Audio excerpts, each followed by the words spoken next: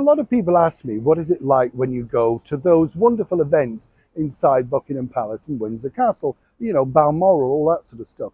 What is it like, for instance, when you are lucky enough to be either made a Sir or a Dame? Well, I know a man that's recently just become a Sir. As ever, let me explain. Hi, good morning. How are you? Nice to see you. Yes, I love sharing these stories because, as I say, I think it must, whatever people, whether you like royalty, whether you're not, this is a moment in your life you truly will never forget.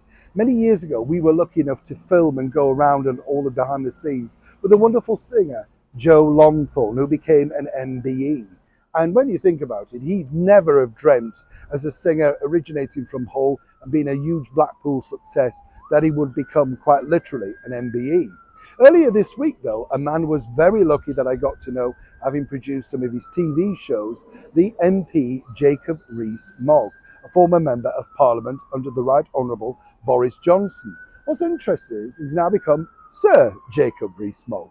And the Princess Royal, Her Royal Highness Princess Anne, was the person that knighted him. As you can see from these pictures here, it's pretty terrific. What I like about, as I say, these stories is this. See, Jacob, I thought, did absolutely everyone proud. He dressed the part, full morning suit, and simply looked absolutely thrilled and honoured. And I did say to him, what was it like? He said it was one of the most magical days of his life. He was there along with 3 of his children and, of course, his very beautiful wife.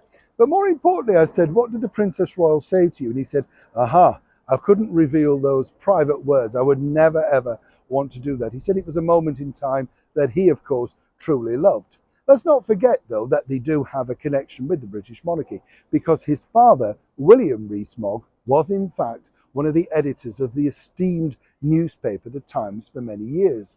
A lot of people mock Jacob and sort of say, oh, he's an old Etonian, he's an old snob, he's this.